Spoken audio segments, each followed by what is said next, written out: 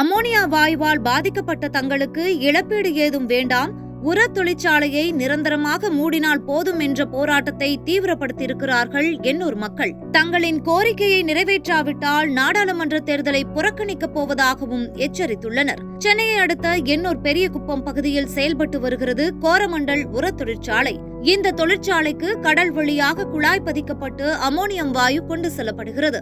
இந்த நிலையில் டிசம்பர் 5 மற்றும் 6 தேதிகளில் சென்னை மற்றும் புறநகர் பகுதிகளை புயல் தாக்கிய போது சீறி எழுந்த கடல் அலைகளால் கற்கள் மோதி குழாயில் உடைப்பு ஏற்பட்டு டிசம்பர் 26 தேதி அமோனியம் வாயு கசிய தொடங்கியது.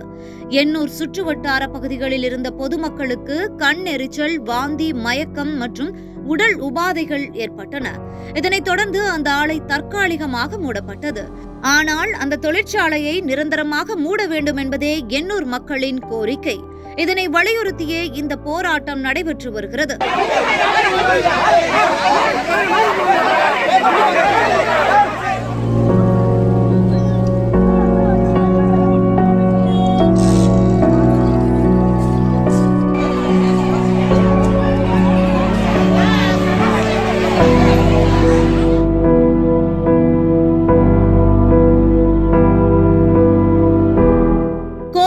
ஆலையிலிருந்து டிசம்பர் 26 தேதி அன்று வெளியான அமோனியா வாயுவால் பலர் காசநோய் மற்றும் தோல் நோயால் பாதிக்கப்பட்டு இன்று வரை சிகிச்சை பெற்று வருவதாக கூறுகிறார்.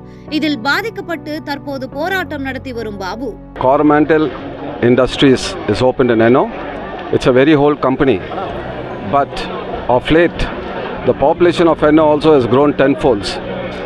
At the time of opening the concern, there were about only 1,000 or 2,000 families. But today there are about 50,000 families in Ennore. There was a gas leak via the pipeline from the sea, and this is ammonium, which is dangerous for the people. We were also affected. It's heart bleeding for us. We get heart bleeding, you get headaches and everything. Now this was a small leak which was lasted about 20 minutes, and the wind was favorable to the people of Ennore. The wind was blowing into the sea, so Ennore was not that much affected, although it was affected. Now, if there is another leak, and if the gas comes into Ennore, then you would find a big catastrophe, bigger than Bhopal, happening in Tamil Nadu. நாங்க இங்க இருக்கிறவங்க வந்து செத்து பொழைக்கிறோம். ஏன்னா அவ்வளோ ஒரு மூச்சு திணறல் வருது. அந்த சளி பிடிச்சிருக்க நேரம் குழந்தைங்கெல்லாம் மூச்சு விட திணறி இப்போ எங்கள் தெருவிலே இப்போ கூட பார்த்தா ஒரு 2-3 நேரம் குழந்தைங்க வந்து மூச்சு திணறி வாய் பல்லெல்லாம் பூட்டி நுர தள்ளி ஆஸ்பத்திரிக்கு தாய்மார் தூக்கிட்டு போகிறாங்க.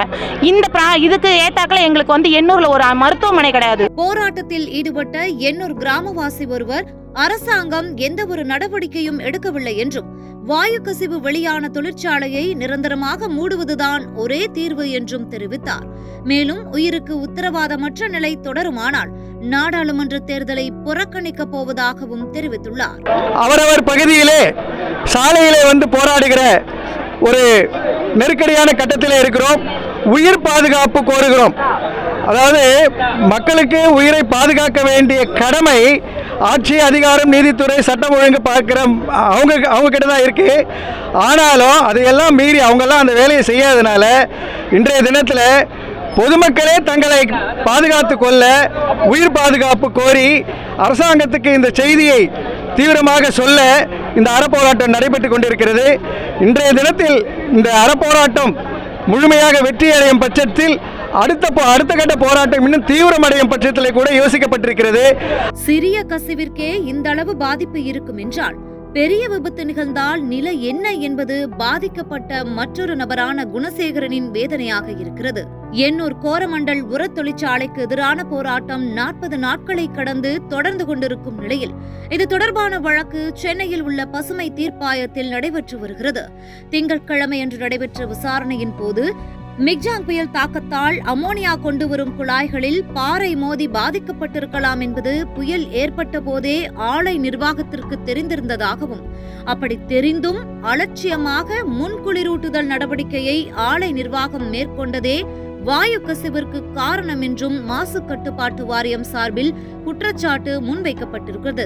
அப்படி தெரிந்தும் அலட்சியமாக முன்குளிரூட்டுதல் நடவடிக்கையை ஆலை நிர்வாகம் மேற்கொண்டதே வாயு கசிவுக்கு காரணம் என்றும் மாசு கட்டுப்பாட்டு வாரியம் சார்பில் குற்றச்சாட்டு முன்வைக்கப்பட்டது. மேலும் சுமார் 68,000 கிலோ அமோனியா கசிந்திருக்கலாம் என்றும் தெரிவிக்கப்பட்டுள்ளது. இதனை கேட்டுக்கொண்ட தீர்ப்பாயம் வாயு கசிவு தொடர்பான அறிக்கை தாக்கல் செய்ய கோரமண்டல் நிறுவனத்திற்கு உத்தரவிட்டுள்ளது.